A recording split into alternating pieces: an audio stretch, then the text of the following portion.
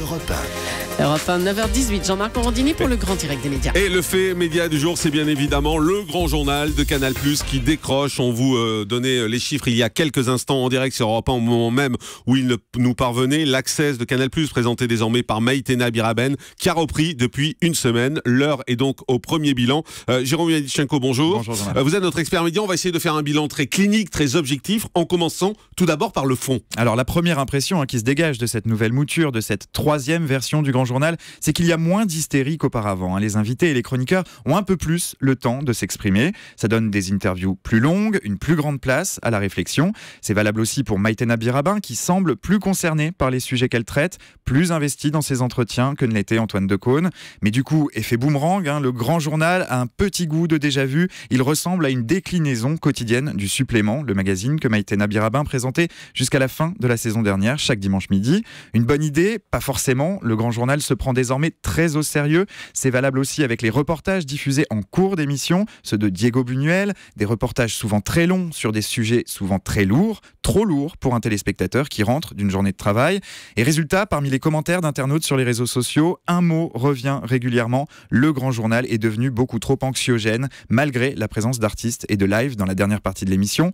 L'an passé, on critiquait beaucoup l'émission pour ce grand écart impossible entre des sujets de société très lourds et du divertissement pur. Pour beaucoup, c'est même ce qui expliquait l'érosion des audiences. Et sur ce qu'on voit depuis le début de la semaine, il semble que la leçon n'a pas été entendue. Alors ça, c'était pour le fond. Intéressons-nous à la forme. Alors le plateau est plus petit, l'ambiance plus intimiste, plus chaleureuse aussi. Le décor de cette troisième version du grand journal, dans les tons orangés, tranche avec celui de ses devancières qui faisait plus de place au blanc. L'ambiance apparaît donc comme moins clinique. Elle s'inspire beaucoup de ce qu'on peut trouver dans les habillages des émissions américaines, les late shows. Et c'est surtout une vraie réussite pour ce qu'on qualifie dans le jargon d'une émission d'accueil. Une émission d'accueil, certes, mais une émission de prescription aussi. C'est l'ambition de ce grand journal qui a choisi pour générique une création originale d'un artiste électro niçois, Ziavner. J'aime bien le générique.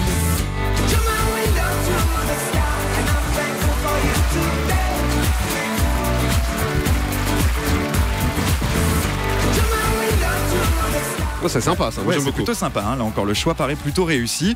Reste toutefois un point noir sur la forme, moins d'hystérie et une ambiance plus chaleureuse. C'est aussi un temps beaucoup plus long et un véritable manque de rythme. Décidément, l'alchimie est très complexe à trouver. Et on le disait, au niveau des audiences, on est loin, très loin des niveaux attendus. Oui, soyons honnêtes, que ça part même très très mal. Lundi, 915 000 téléspectateurs étaient au rendez-vous pour le retour de l'émission.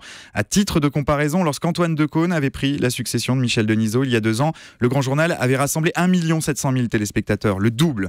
Mais les affaires ne s'arrangent pas, loin de là. On assiste même à une baisse constante, étourdissante. Maxime Rioux nous le disait à l'instant. Hier soir, 611 000 personnes étaient devant leur écran, soit 3,6% du public. Un score catastrophique. C'est 130 000 téléspectateurs de moins que C'est à vous sur France 5. C'est 400 000 de moins que Touche pas à mon poste sur D8. C'est même derrière W9 et C'est ch'ti.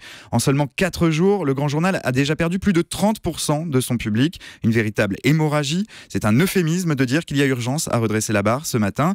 La question, Vincent Bolloré, le patron de Canal+, déjà surnommé le coupeur de tête, laissera-t-il sa chance à l'émission? Dans le journal Le Parisien, ce matin, il semble bien décidé à laisser du temps à Maïtena Biraben. Il faut dire que c'est lui qui a imposé ce choix. On comprend qu'il soit plus indulgent. Voilà, mais Le Parisien a été publié ce matin, donc avant les chiffres d'audience qu'on a connus à 9h, où là vraiment c'est en train de s'effondrer, donc on va voir ce qui va se passer. Et leur problème, c'est que le vendredi est normalement le jour le plus faible en audience, donc déjà hier, ils étaient à 611 000. Est-ce qu'ils vont passer sous les 600 000 ce soir? Et là, on serait vraiment dans une situation dramatique du côté de Canal+, ce qui aurait divisé quasiment par 3 ses audiences dans cette tranche en seulement une semaine. On y reviendra bien évidemment lundi en regardant et en analysant tout ça. Merci beaucoup Jérôme Yadichenko. Dans un instant, ce sera le zapping. Restez avec nous, c'est Europe 1.